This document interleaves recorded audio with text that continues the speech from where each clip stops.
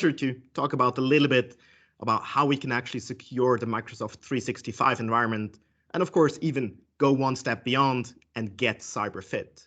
And I think it's quite fitting today, as today is the global data privacy day, right? So Rob mentioned a lot has changed last year, right? Many people have now remote workers, and probably will have for a few more months at least. So a lot of things have changed because people moved to the cloud, and they also have to do backups locally maybe, but many kind of are not really sure what to do. So the first question, of course, to ask is, yes, so, well, Microsoft 365, right? It's very nice, it's very good, works, but do we actually need extra data protection with it, right? What could possibly go wrong? But if you look at it, there actually have been a few cases. Probably one of the most prominent one was KPMG accidentally deleting the Teams chat of about 145,000 employees. And as you can see there in the news, yes, Microsoft confirmed that this data cannot be recovered once it is deleted. So if you don't have a backup, this data might actually be gone. And if you look at it, well, data protection is critical, right? Because the services, and Microsoft is no exception, but since we're talking about the Microsoft 365 here, is a specific service. They have their SLAs to make sure that it is up and running and everything, but they're not reliably kind of providing backups, right? They do some short backups for recovery, but it's not as their service to actually do backup for a long time and any retention policies and so on. So that's actually in your own responsibility as the data owner, just like you do with any other data that you're creating. And if we look at the classical mistakes or incidents that could happen, then yes, of course, kind of an unintentional delete is probably the highest up, right? Deleting some files from your file shares or some emails that you thought you're never going to use again, but then a month later you actually need them, or might even be an employee that unfortunately had to be let go, and now you figure out, hey, he was actually working on some really good project, but where's that email, right? Where's that information? Depending on how you do it, what the retention settings are, this information might actually already be gone. So you might not see all the information that, well, you probably need to keep your business up. Of course, there's always also the risk of insiders, so kind of disgruntled employees, so the ones that you probably should let go. We don't hope that that's going to increase sophisticatedly in terms of kind of numbers and quantities, but there are still the risk that this might happen, right, depending on your size. And those would be the ones that deliberately delete some of your data. They might go and actually delete from OneDrive all your archives. And yes, of course, they could also try and get to the backups, but that's usually just for the sysadmins, right? So you at least raise the bar there for the insider. I mean, yes, if your sysadmin is going rogue, then you'll probably have some other issues as well. And the last point to mention is, of course, the cyber attacks that we see, being it some malware attacks, being it the classical ransomware attacks, which still happen.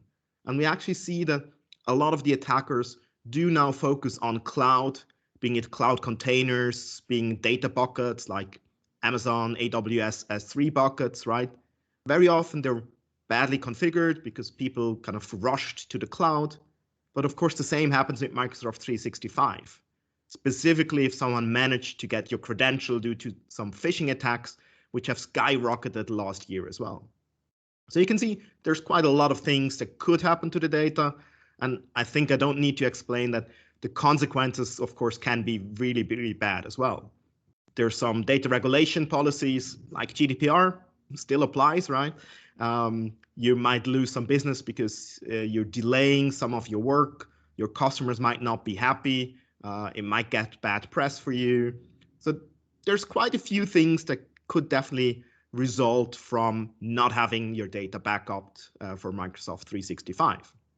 So you should definitely do it. And it is very easy to do, as I will show on the next slide. So it's, I'd say, like washing your hands, right? And I know it might be a bit cynical because a lot of people probably learned how to wash hands properly last year. And I'm not excluding myself. I never, let's say, use 30 or 60 seconds to wash my hands.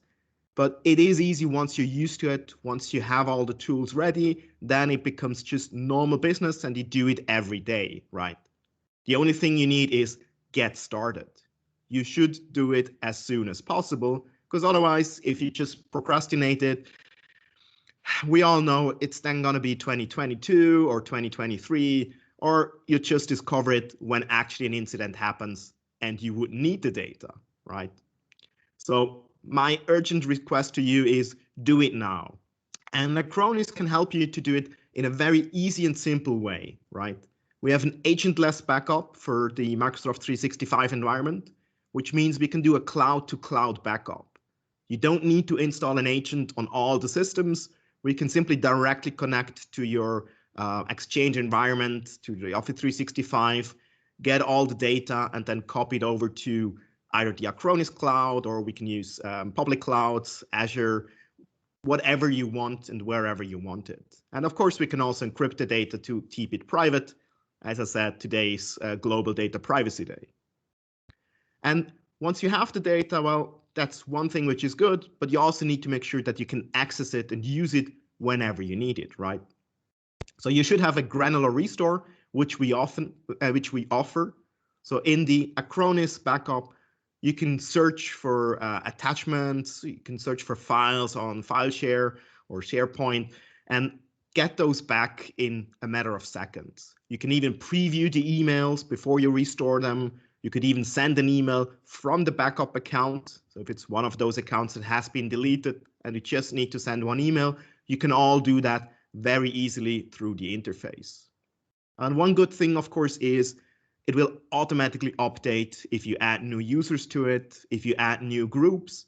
So you don't have to kind of keep reminding yourself that, oh, a new employee started, let's add him to the plan. It will automatically go to the default plan that you configured, and therefore your data will also be backed and retained for whatever policies you defined. So it gives you a very quick and very easy way to ensure that you have all the data from Exchange, from your OneDrive, if you use it, from SharePoint, and even from Microsoft Teams, as I mentioned at the beginning. So we make sure that all the information there is backed very simple.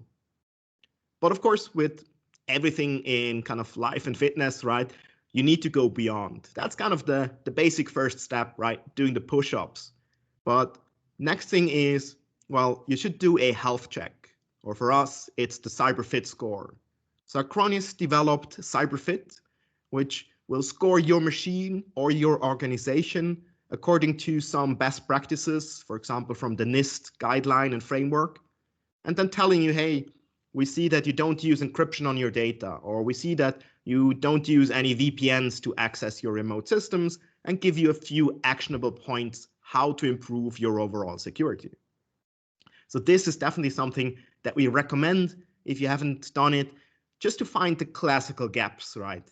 Because very often your organization might have grown over time and you might not really go back and revisit if all of your data and all of your infrastructure is actually protected.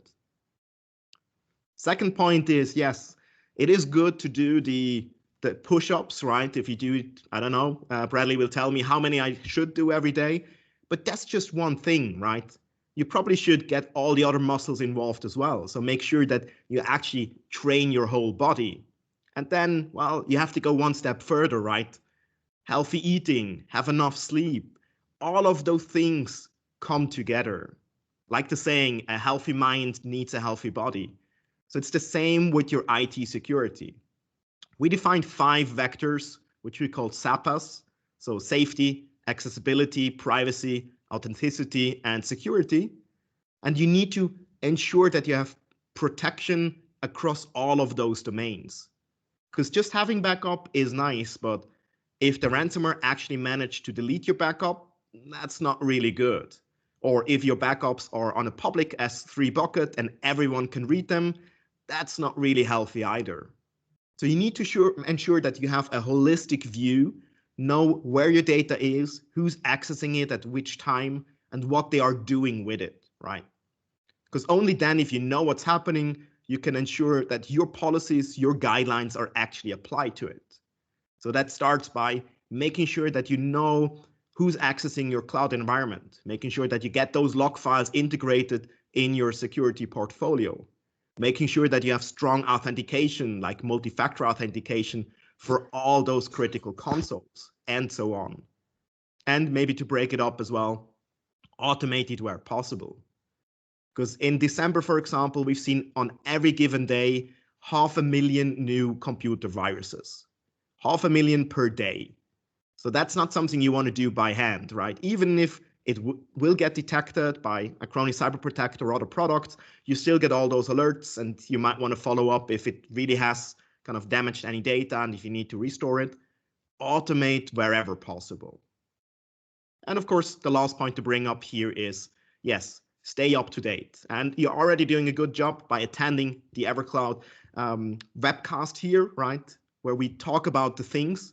And this is exactly what is needed with all the changing threat landscape to at least get kind of your finger on the pulse and know what's happening, where the pain points are, and from time to time update your policies, of course. So we offer trainings, we have weekly news that we let out on different social medias from LinkedIn, Twitter, or YouTube. And of course, also we publish some research blogs to go along with it.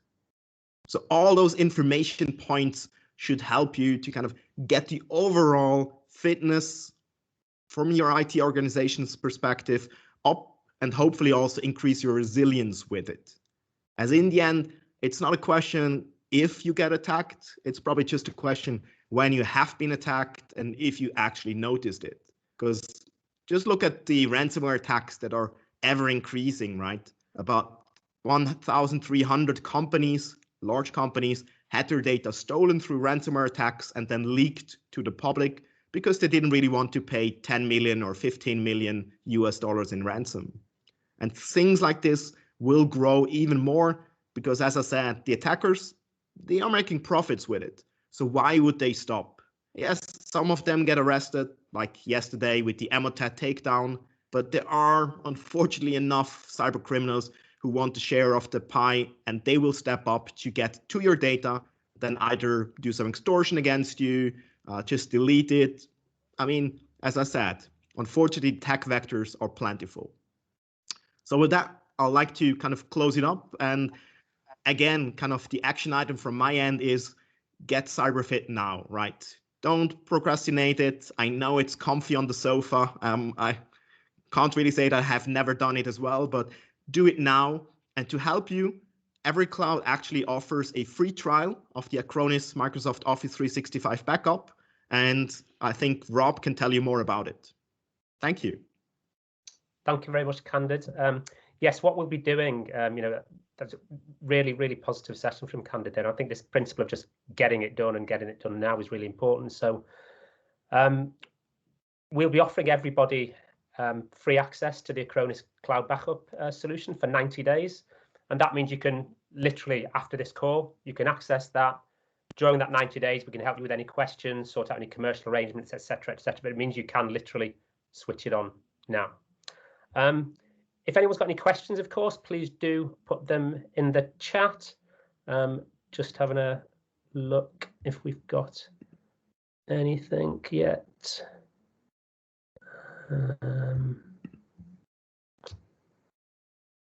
Yeah, Candid, what will the Microsoft 365 backup be enough to recover from ransomware attacks? Yeah, so ransomware attacks definitely top on the mind of many IT professionals. Yes, the backup will be enough to recover for the Microsoft 365 environment. Of course, or let's say, unfortunately, most of the attackers go after your database servers as well and your web servers. So you have to make sure that those are integrated as well. So Microsoft 365 is well covered with it, and probably it's one of the most important ones. But you might want to make sure that your ERP systems are integrated as well. And I think that's the beauty with Acronis. You can actually have those on-prem and cloud instances combined, protected all from one console. And even if you do have a ransomware attack, you can just spin up those machines virtually in the cloud, so you don't have any downtime while you recover the data and get back up online. Great, thank you. Probably got time for a couple more, and then we'll move on. So, to what destinations can the Acronis backup be made? Will it be an Azure cloud? So the default is cloud to cloud. So from the Microsoft Azure cloud to the Acronis Cyber Protect cloud, which we have in multiple locations. It's GDPR compliant and all the other regulations. Of course, you can choose to use your own or your own public cloud that you have with your MSP. So yes, you can also do it in a Microsoft Azure cloud if you want to. Great, thank you. And can the backups be encrypted for data privacy? Thanks for following up with the theme of Data Protection Day today. Yes, of course they can. So the whole transfer is encrypted, so using normal TLS encryption standard, and then the backup itself will be AES, Advanced Encryption Standard encrypted, so making sure that only you can access the data inside of it. And of course, that's the kind of the beauty. So even if you store it on a public cloud, you don't have to worry about it. Only you have the keys to decrypt it and access your data. Got it. Thank you. Great. Then one final one, if we can squeeze it in. What, I guess it's more generic one. What do you think is the biggest threat to data in 2021? It's a good question. Yeah. I mean, I've been now 20 years in the cybersecurity space. So I've seen a lot of things happening and changing. To be honest, not too much has changed in the last 2 years. I would say two things to point out is one, that due to the lockdown, pandemic and everything, we've seen a lot of exposed services, being it RDP servers or data in the cloud buckets. So that's something where the attackers are going after now, exposed services and data. And the second one, yes, would be ransomware is getting more aggressive, and they're not just encrypting your data anymore. They are stealing your data before encryption, because they know that even if you have a backup, if your private, let's say, financial records are going to the public, that's still something you don't want to. So backup alone won't save you. Antivirus alone won't save you. You need that kind of integrated, as I said, holistic approach to have your healthy mind in your healthy IT body. And hopefully that will keep you secure for this year and the future as well. Perfect. That makes a lot of sense. Thank you, Candid.